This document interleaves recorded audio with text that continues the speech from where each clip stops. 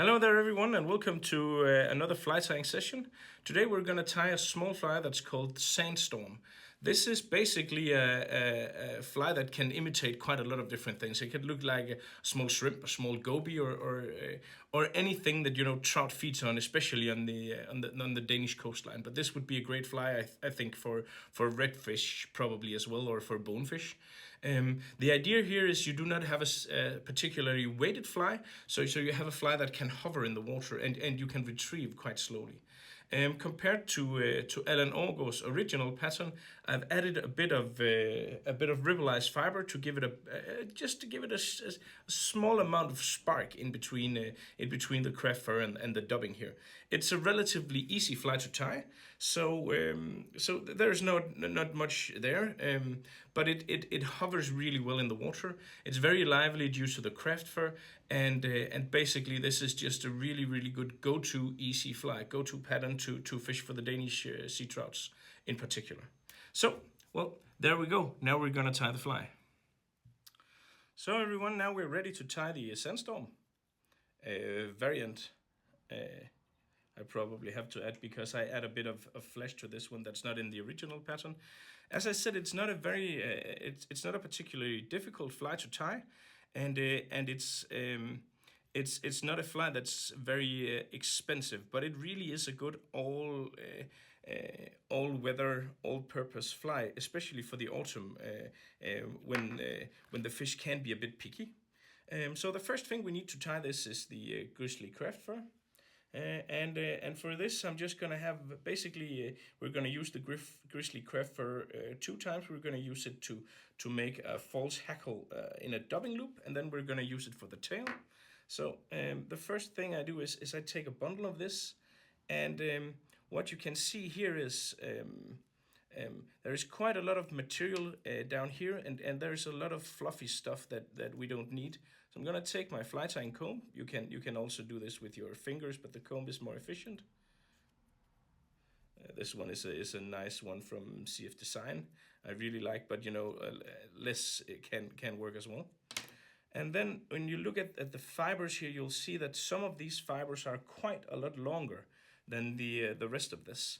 So I'm gonna take those. I'm gonna hold everything tight and then only pull in these long ones, and I'm gonna place them back on top.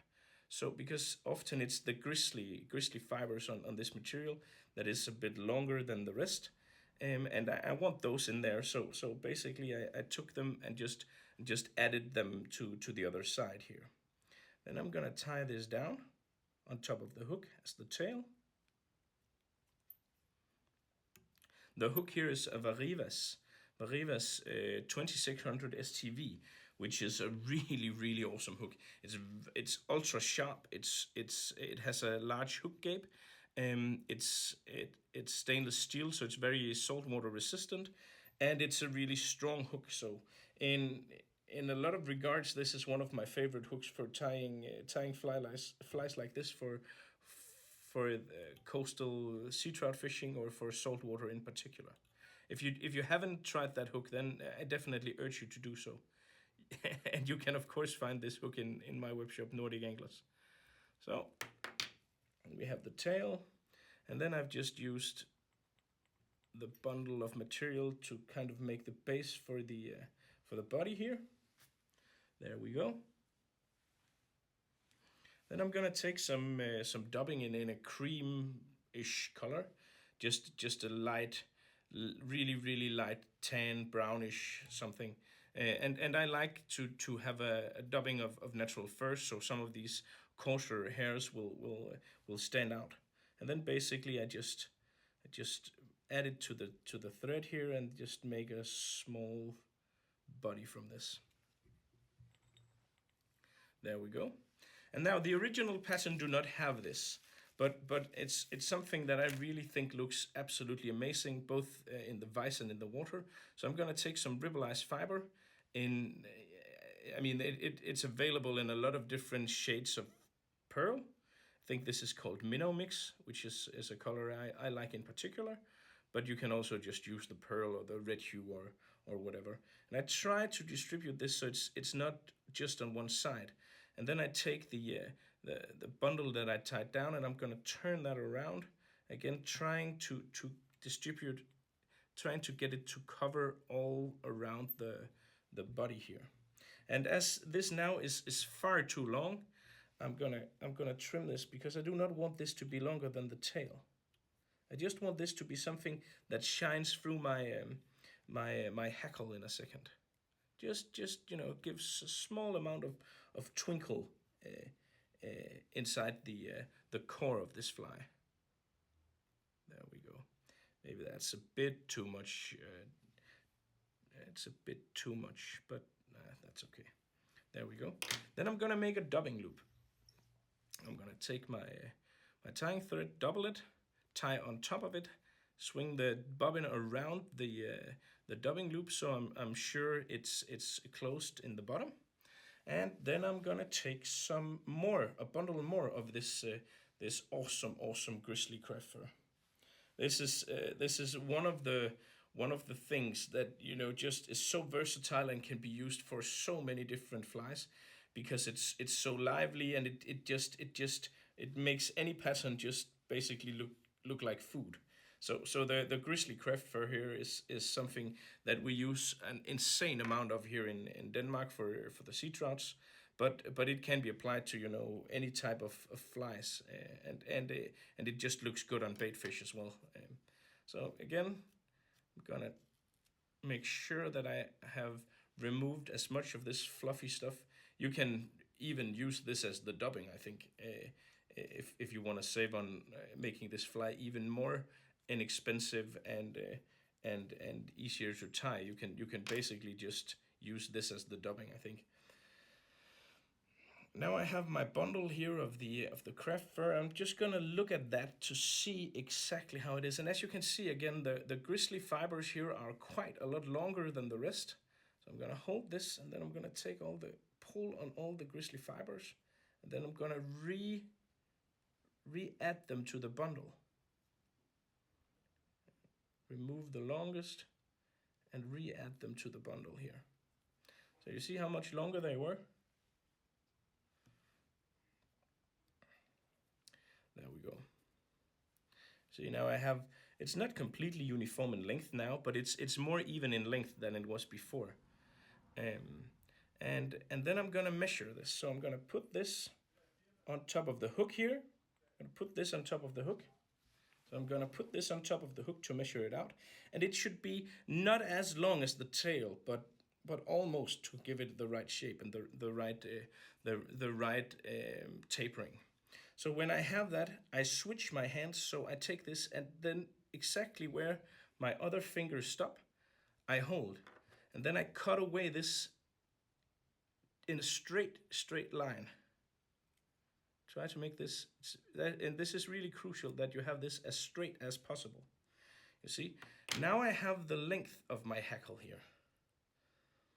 And what I do is I take my dubbing loop, then I put my craft fur inside it. There we go. And then with my fingers, I make the craft fur, spread it out, so it's gonna cover a larger area of the dubbing loop. You see? And then very carefully, I'm gonna push the craft fur in the dubbing loop, so it gets as close to the dubbing loop on this side as possible. I'm having a bit of troubles here, but I can fix this.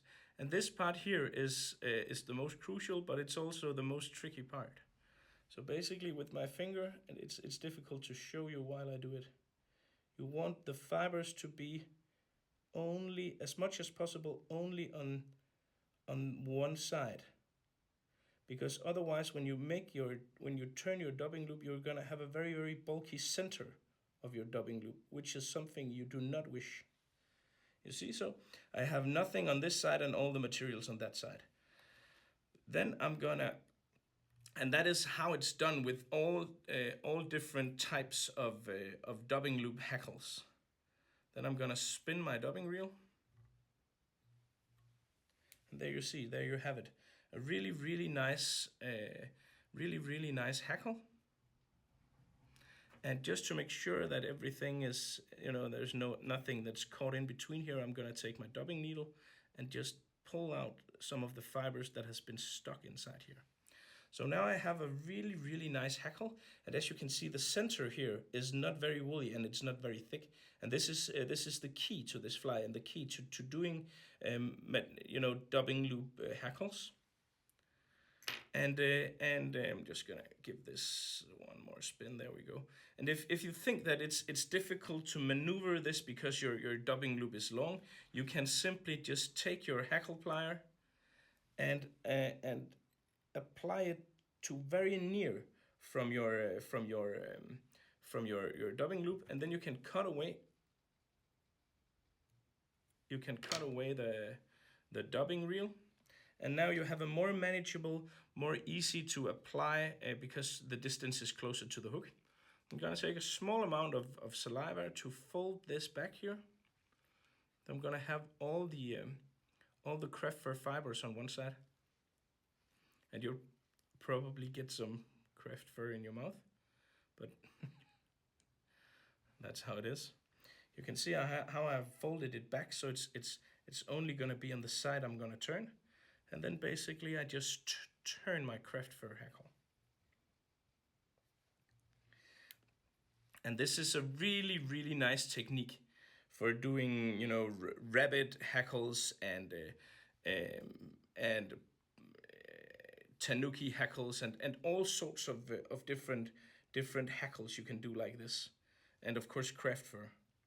So anything you think is cool that you would want to finish off your fly, but is not a feather, you can use this technique to accomplish that. There we go. I'm gonna take my tying thread and tie. My hackle here was a bit too long, so now I've secured it. I can cut away the leftover, and of course some of the hairs are gonna come off, but that's okay. Then I fold everything back and make a neat small head just where the eye is. There we go. And well, basically, there you have it. A small, quite see-through fly that can look like a goby, it can look like a shrimp, it could look like any sort of small crustacean. It's relatively easy to make, relatively fast to make, and it's very inexpensive. So it has just basically where this fly excels is it just really looks like food. So trout will grab this, even though it does not look like anything particular. It looks like a lot of things. It looks a little like a lot of things. So, but not anything very exactly. So basically, it looks like food, and that's why trout will go for this. So a really neat small fly. You can leave out the flesh if you like, and then basically what you can do is you can tie this complete fly from only the grizzly craft fur if you use the grizzly craft fur as the dubbing as well, and then basically what you need is the grizzly craft fur and the hook. I like it really much with the flesh, but it's not completely crucial. As always, you can find the complete material set. Kit to this fly and many other flies on my web shop. It's nordicanglers.com. And if you haven't done so already, it would mean a lot to me if you would subscribe to the channel. Our web shop is quite large. We have a really big selection of fly tying because we love fly tying. So we have basically anything you would ever need. Well, otherwise, thanks for watching, and good luck out on the water. Give this fly a try. I'm sure you will be delighted and thrilled. It's a killer. It's a really good one. Thank you for watching.